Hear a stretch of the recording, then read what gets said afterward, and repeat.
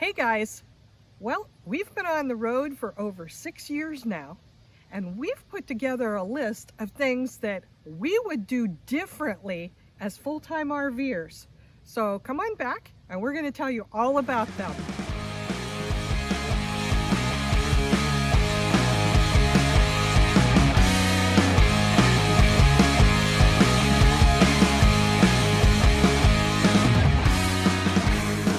Thanks for tuning back into our channel. Don't forget to hit that subscribe button there in the bottom right corner, and you might want to hit that notification bell so each time we release a new video you'll be the first to know.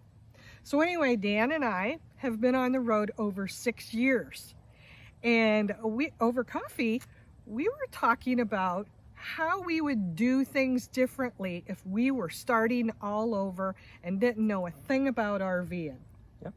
So let's get on with our list, all right?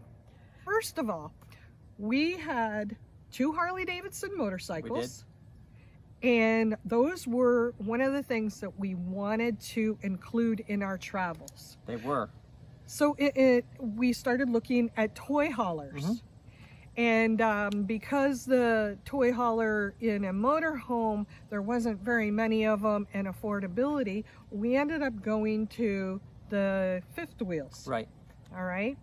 So the question was, would we buy brand new or would we buy pre-owned? What would we have done differently? I personally understand the depreciation hit that you take when you buy a new RV. I really understand that. But I also believe that there are some floor plans that are not available to you in a pre-owned model when you start your RV journey. With that said, I encourage people to buy used. Right. If you can't find what you want that's new, but you also have to be very careful about how that RV was maintained and how it was taken care of and things like that. Those are very important. That RV also doesn't come with any type of warranty whatsoever unless you buy an extended warranty service, which there's a lot of variations on those, and that's a topic for a totally different discussion. But there are advantages to new, as there's advantages to used. Well, and you know, the big question is, if you buy new, the quality, you know, it's just not like it used to be because they're pushing out so many so fast. So you know that you're going to have to, quote, work out the bugs. I'm telling you, you will work the bugs out for a year when you buy a new unit. That's just the nature of the beast. It really is. But here's the thing, Dan. You're also going to work out the bugs on a pre-owned because unless you know exactly what care the previous owner took care of his rig, you don't know if they, you know, didn't take care of the black tank or the generator. Did they do their monthly maintenance? Everything that entails. So owned or pre-owned or new, it's a coin toss. It really is a coin toss either way, and it's really going to be up to you to make that decision before you spend your money. Right. But do your research, do your research, do your research. And we did buy brand new. We did. It was a crapshoot. We just, you know, we had to make a decision. We know a lot of people that say that you'll go through 3 RVs before you settle on the one you really, really like. And we are on number 3 right now. We really are. We are. And we were not enamored with number 3 when we first purchased it. And it was a new purchase also. Yep. A year later, and a lot of work later, and a lot of problem solving, and a lot of building additions into the RV, I think we're starting to become quite satisfied and quite comfortable with it. But really, it's up to you, whether you buy new or buy used or pre-owned. Yep. It's a big decision that you'll have to make. Alrighty, so number 2. Get an RV GPS and what you call a trucker's atlas. Motor carrier's atlas. And we're going to tell you a story that will blow your mind. And boy, that we literally ran out and got one immediately.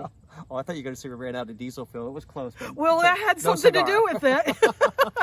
So why don't you tell the story when we were in Virginia our first year? We had a 44-foot toy hauler with a 1-ton Dodge dually Ram. Mapped out a route from North Carolina into central Virginia, knew exactly how many miles it was. Google. Based on Google Maps. Based on Google Maps. So we're driving down the road. Google Maps has us take a wrong turn. The next thing you know, we've consumed about 60 miles of diesel fuel. Now we only got about 9 miles per gallon, so we've consumed an additional 6 to 7 gallons of fuel. And this was before we got our auxiliary gas Before we had tank. an auxiliary fuel tank in the back of our pickup truck. Ding, the little light comes on. Lisa looks at me from the passenger side and she says, "What's that?" "That's the low fuel alarm, sweetheart." She's like, "Oh my gosh, how far are we from the campground?" "Well, we're about 30 miles. Well, how much fuel do we have left?" "Well, traditionally you have about a gallon to a gallon and a half left." And she did some quick math in her head and she said, "Hey, wait a minute. That doesn't add up to 30 miles. No. You are absolutely correct. It does not. So if we would have had a motor carrier's atlas or an RV GPS, I think we would have been in a lot better position. We could have looked to see where fuel stops were. Yes. We could have done a much better job checking, because Google Maps took us the way a car would have went. But don't forget, the second part of that Oh, is we were on this country road, It was. and we were not aware that there was a low low overhead. Well, we see this yellow sign all of a sudden and it says low clearance ahead 13.6. And Lisa says, "Geez, those numbers mean something to us, don't they?" Yes, baby, they do. We're about 13.4 tall with our air conditioners. And she said, "Oh my gosh, are we going to make it?" And I said, "I don't know, but if they've recently repaved this and put another inch on it, it's going to be awfully close." And I never let off the throttle because it would have broken all 3 air conditioners right off the roof of the fifth wheel. Yeah, he just, and what do? I duck in the seat.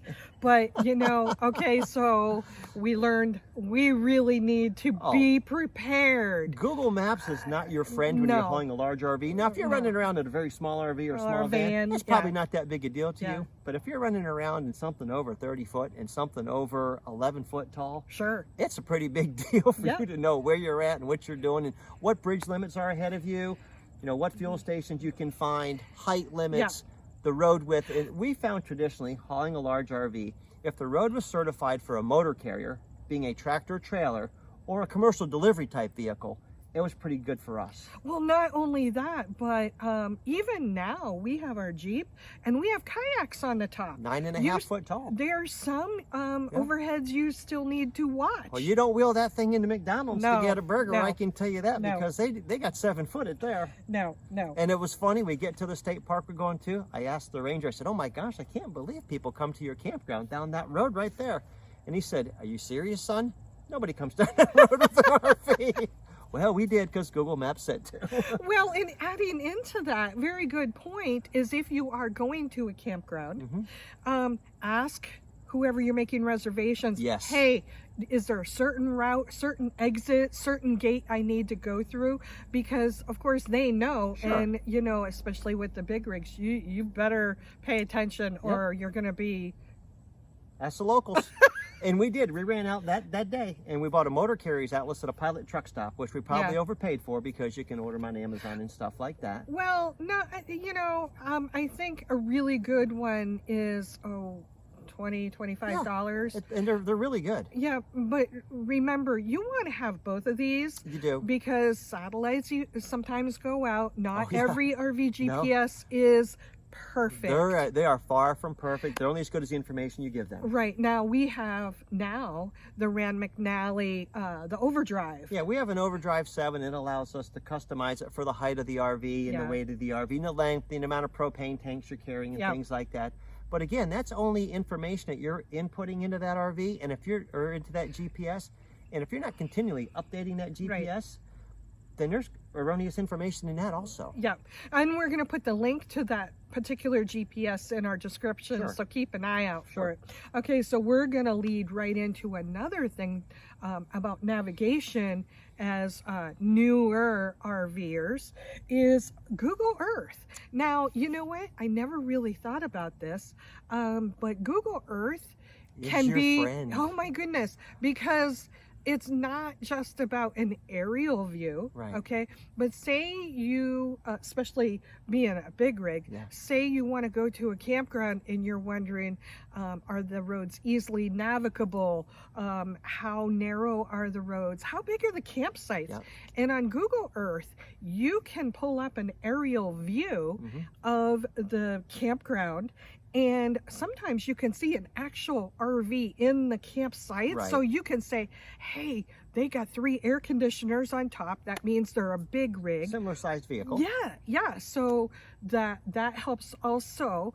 And then you could switch your Google Earth and Street View, and you could see if there's obstructions like trash cans on the corners, fire or posts. hydrants, a telephone pole on a tight corner, something like that. Yeah, exactly. So put Google Earth on your list of things to get acquainted with, especially if you're a new RVer. Yeah.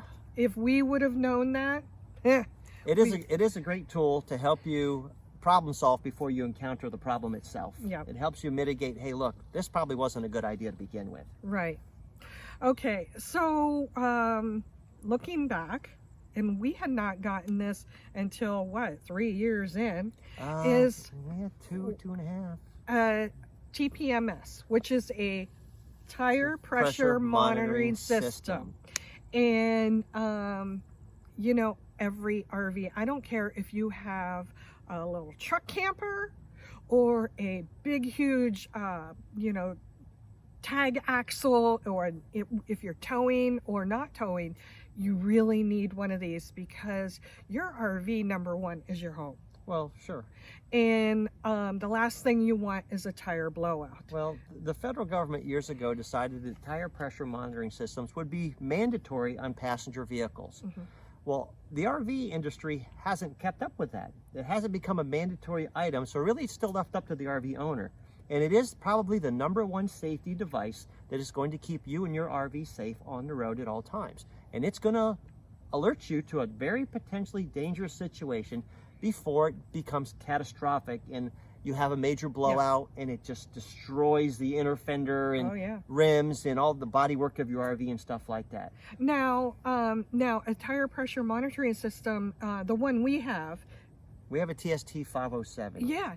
Now, that's not only about tire pressure, but also temperature. Yes. Okay. And I remember this one time on our landmark, we got the signal beep, beep, beep, beep, and we immediately pulled over. And it was, in fact, a very warm tire. It was. We got to a safe area and we're looking and feeling the tire and all that. And it sometimes it just gives you an alert. Whoa. You need to, stop for a while. A large rise in temperature could be indicative of a potential bearing issue, which is heating up that wheel, which is going to lead to a bead failure, which is going to lead to a catastrophic tire failure, and nobody wants that to happen. Right. So we're also going to put that particular TPMS in our description, so you can go right to that link and check it out. I'm really fond of that TST 507. I can charge that thing up. It doesn't have to be plugged in all the time. Oh, I know. And I can get 3 days of travel, 3 6-hour days of travel out of one battery charge. And see, we originally put that on the landmark. All the tires, our dually tires and the landmarks. 6 truck tires and the 4 tires on the fifth wheel, and it was perfect. So now we're going to go to the 6 tires on the motorhome and the 4 tires on the Jeep. And we'll all have TST. And each tire has a little sensor. It goes into the stem. Goes into the valve stem. And you synchronize and program it with your so it TPMS tells you specifically monitor. What tire you're going to have issues with and stuff. It's really very handy. It's nice you put it on before about 5 minutes before you start your trip. It syncs with all the tires and it tells you the tire pressure and the tire temperature right then. So you know you have an issue before you even leave the campsite or your driveway.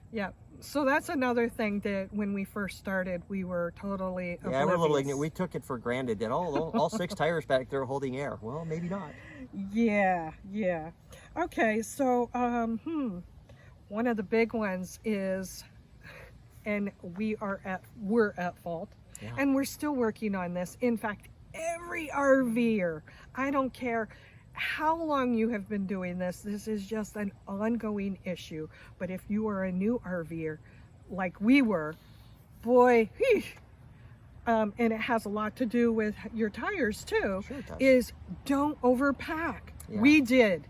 We didn't need all these dishes. We didn't need all these clothes, all this stuff.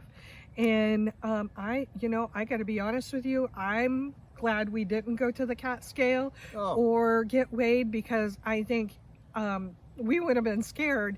But we do recommend that you get weighed. You need to know the weight of your RV and the contents. Yeah. You really do. And now there's this new device so you don't have to look for a cat scale. A better way. A better way. Kurt Manufacturing puts it out, and it synchronizes with your smartphone as a Bluetooth device. It's a good app. Yeah, and it's pretty amazing. You plug in, you know, your GVWR and all this information, and it will tell you if you're overweight. So if you have to get rid of the dog and the kids and the beer, so be it. We've met people on the road, believe it or not, that they wanted to camp and they took nothing but cast iron lodgeware with them. Now, can you imagine the amount of weight in Are that you cast talking iron about lodgeware? me? No, you started out with a few pieces, but Yeah. they had an entire set. I mean, and that's great, but oh my gosh, that's a tremendous amount of weight. Yeah, and so you need to pay attention to that. And I'll say it right here. You know, these luxury coaches, just because they have cabinets Doesn't mean you should fill them with stuff. Oh my God, you know, and when our wake-up call actually was when we downsized from the Landmark to our mini moho. Yes. There was a lot of redundancy in those places. Yeah, and you know, here's the thing. I'm gonna be really honest. I was emotional at the end.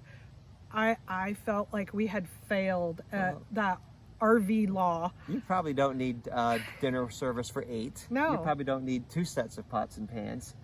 I mean, there's just a lot that you just have to think about what you're doing. You do. And weight is an issue, and it's going to be an issue, especially if you're going to carry some water with you, if you're going to boondock and stuff like that, or if you're going to carry a little bit of fuel. So you're going to have to be careful.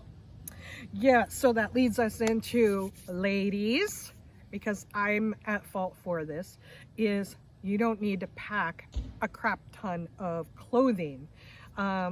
All right, yeah, you might be traveling from, you know, North Carolina and going up to Maine for the summer, and then you're going to go down to deep South Texas. You know what? Don't pack it all. No, you just There's don't. stores on the way. There are stores everywhere. And again, I do the laundry for us. So the reason we don't think we need as many clothes is because we have never not been able to find a laundromat. Right. Whether we go to a hotel and use their laundry or use a friend's laundry or find a laundromat. You just don't need all those clothes. You just really don't. And one thing that I learned, Dan, and I'm at fault for this, I love lots of colors, as you can see, but when you do get clothes, kind of think about the colors. You don't want to be doing 50 million loads of laundry separating your colors. Right. You know, you want dark clothes, colors, and whites, Yeah. or even, you know, that you can mix them together. And you want to be able to layer things. Yes. And you just don't have room for things that are bulky. I mean, if you're going to be camping where it's colder, you're going to have to layer. Down vests are a big hit because they roll up really nice. Yep. You can stash them in the closet really easily, and they'll keep you nice and warm. Now, on our blog a couple years ago, and I will put this link in the blog, but I had wrote wrote whatever. Really? I had written a blog about how you ladies, you could still stay fashionable while RVing through different methods like accessorizing and stuff like that. So check that link out because it is a great starting point. If you're going from a big, huge walk-in closet and you need to pare down, we're going to show you how I did it. And you have to almost live with the concept, one thing in, one thing out. So if you're a guy and you buy a new t-shirt because one is getting a little worn or ratty, that ratty one doesn't become a rag or whatever because you still don't have room for it. It's got to go. You got to make room. Right. Okay. Let's go on to boondocking. I'll tell you what, we didn't start boondocking until, what, 2 years in? Yeah, I would say, it was probably 2 years before we started boondocking. Our first boondocking experience was in Quartzsite, of course. And with a substandard battery setup, with a substandard... We failed miserably. It wasn't we very ran good. out of water Yes, in we ran 2 out of days. water in 2 days. This is when we had the landmark. So we had this huge 100-gallon, right? Yeah. And we failed because we didn't know anything about it. Nope. And, you know, I'm going to be honest with you, part of us kind of felt a little, I'm not going to say scared, Well, it's but a little bit intimidating sometimes, but it I think you have is. to overcome that. Yeah, and you know what? There's no boogeyman out there. No. You know, you just be cautious, and it is fun to boondock with friends. Yeah, and there's lots of information out there how to prepare yourselves to boondock, how Yeah. to set your rig up, some things that you might need, whether it's a water bladder, Yeah. a generator. There's all sorts of websites about solar installations and battery upgrades Yeah. and things like that. So with a little bit of prep work, you can truly experience the great outdoors, not be locked into Right. RV parks all the time with close neighbors and stuff like that. If you want to boondock, it's pretty. I prefer to boondock. Well, and you know what? We've met up with some cool people Oh, too. yeah, yeah. You know, boondocking, and you learn secrets between, or not secrets, but tips and tips of ideas. trade, sure. Yeah. So The biggest challenge that we're finding right now is Wi-Fi connectivity. yeah, It really is. yeah, and now with this COVID thing happening, there is more boondocking. Well, it's a great form of self-isolation. Perfect. Yeah, it's perfect. It really is. And boondocking doesn't necessarily have to mean like we were going out to the desert for No, 3 no, months. No, it's also going to the Harvest House or Right. Boondockers Welcome. Sure. Even lot hip camping, stuff like that. Yeah, or lot docking. Yep, lot docking. Like right now, we're in Mellon, Wisconsin. We're mooch docking. We're mooch docking, and there's nothing to be afraid of. No, really? They have everything here. I mean, we have beer, Except- we have wait. beer and cheese. Well, and Bigfoot. He's in the UP. He's further he's north of us. everywhere. He's around. So I guess what our message is, looking back, we would have boondocked sooner. Yeah, don't be afraid to afraid. go out into the great unknown on your own. Yep, yep. Let's see. All right, which brings us into the whole solar and energy management, because when we boondock, you kind of have to be a little bit more prepared, because you may end up in areas or places where the generator isn't the holy grail. Well, Lisa goes like this. I talk about solar and Lisa goes, wah, wah, wah. You sound like Charlie Brown's teacher. I really don't care. Can I plug this in? Do I have electricity?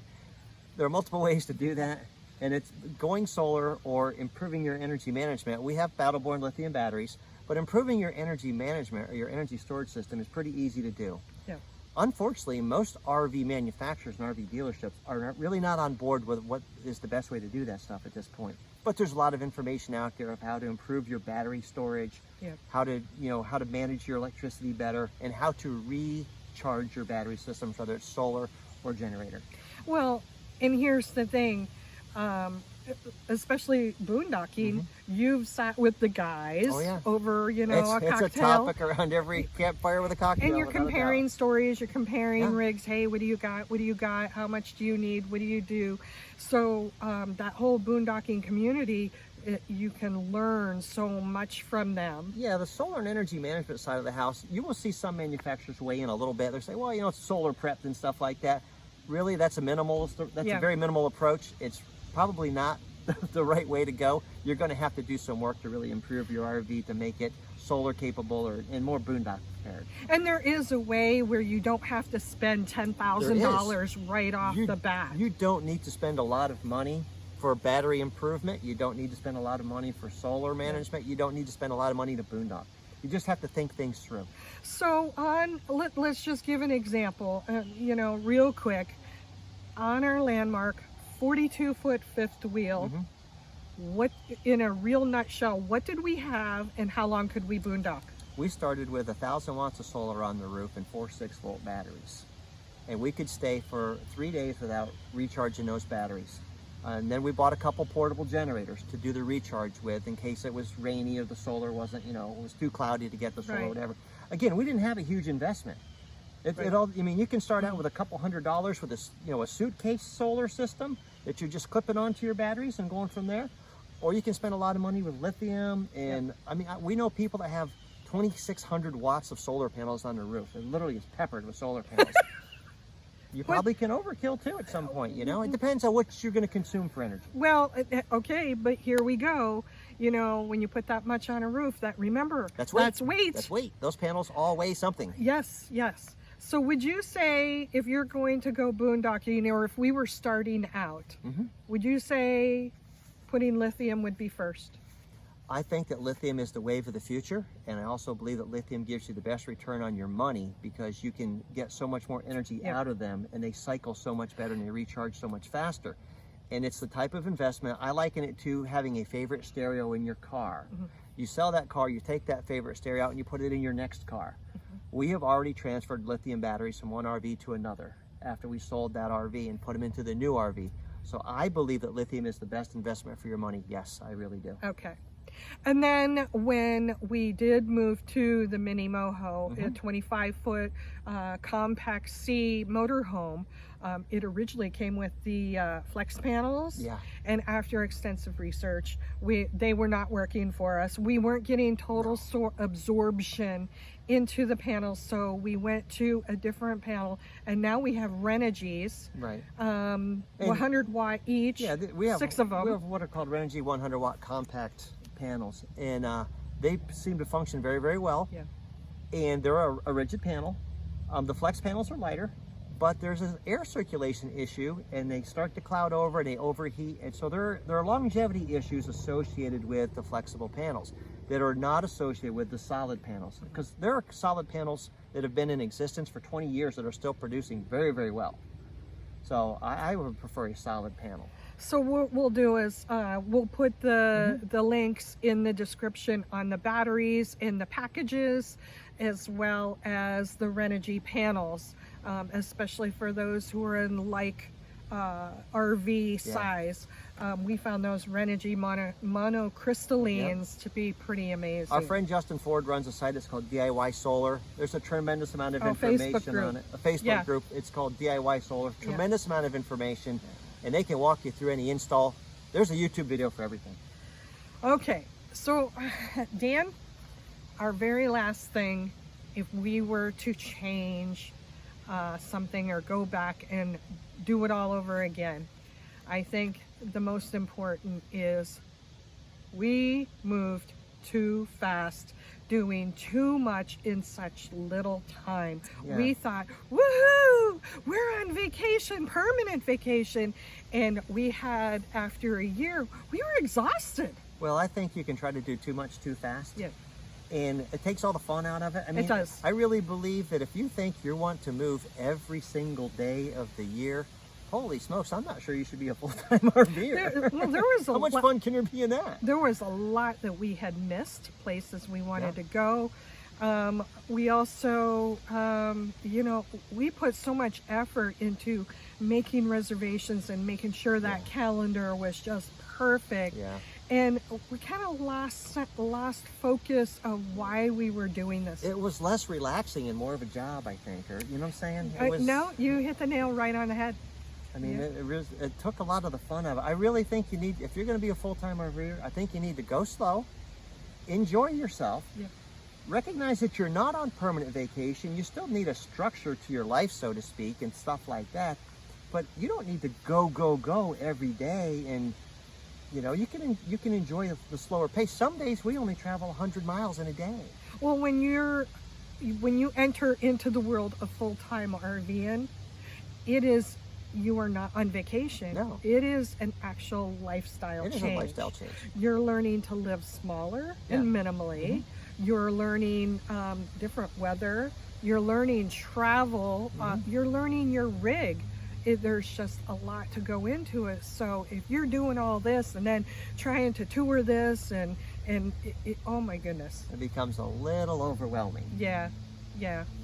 So I think that, oh, you know, there was one other thing. What is the other thing? Before we started RVing, we instantly went to social media to get perspectives and tips and all that. Sure. But didn't you find that there was such a plethora of opinions that you really had to sift through to see what actually was going to work, what actually was, it was like a hodgepodge of information. I don't know what a plethora is, but it sounds like a lot. A lot. And you're right. And it was inundating and overwhelming. You're right. If you try to consume too much information, you don't have the ability to digest it and actually figure out what that information means and if it pertains to you. So if we were to go back, friends of ours have put together, it's called the RV Masterclass. Yeah.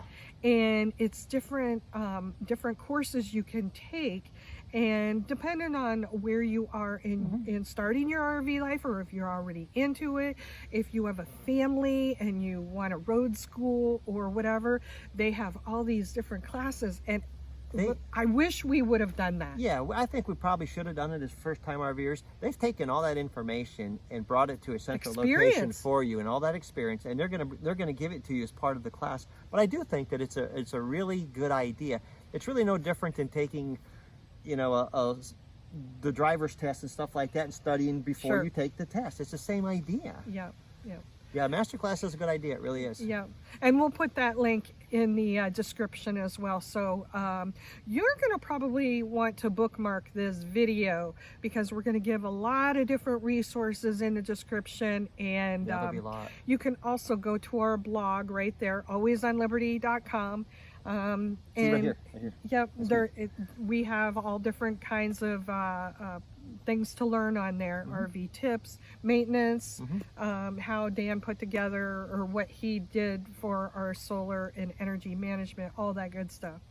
So we're now into our 7th year of RVing. And knock on wood, with some patience and some focus, we've gotten better and better at it. But we're still learning. We are still learning. We're far from perfect, but we have not suffered any type of catastrophic issue with any of the 3 RVs that we've had. We haven't had any type of huge thing where we've gotten so lost, or damages, or, you know, we haven't had a big weather event that's hurt us or anything like that. So we've been pretty fortunate. No, we've not. However, we have experienced all that. Sure. But we always erred on the side of caution. Yeah, when the tornado siren goes off, we run to the bathhouse. Yes, yes. So I think that's about it. You know, we don't want to scare people into not going RVing, but give you all a perspective of what we did then, what we do now, and if we were to do it all over again, this is what we would do. Sure. Because like Lisa said, it is a major lifestyle change. It is. From living in your sticks and bricks and being stationary. Yeah. So, that said, don't forget to check those comment in the descriptions, and we would like to hear from you. What you would do differently, or if you have any questions, say you're a new RVer or you're thinking about it and you just want to ask us questions, hit those comments. We try to answer them, and you know, we hope you become as successful as we have. True. With as few band-aids and bruises, you know, along the way. Yeah, we've been nicked now and then. Yes, but we have. We're okay. So I think that wraps it up. Yep. Don't forget to hit that subscribe button if you haven't already, and that notification bell. And Dan, as we always say, underway is the only way. Thank you for tuning in. Bye.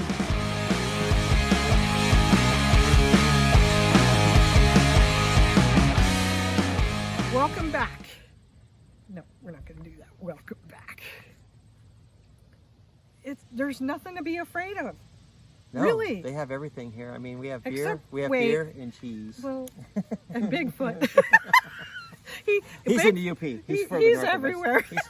He's around. Yeah. So, his name is Daryl. Oh, Jesus. Can I say that? You just did. I guess you can.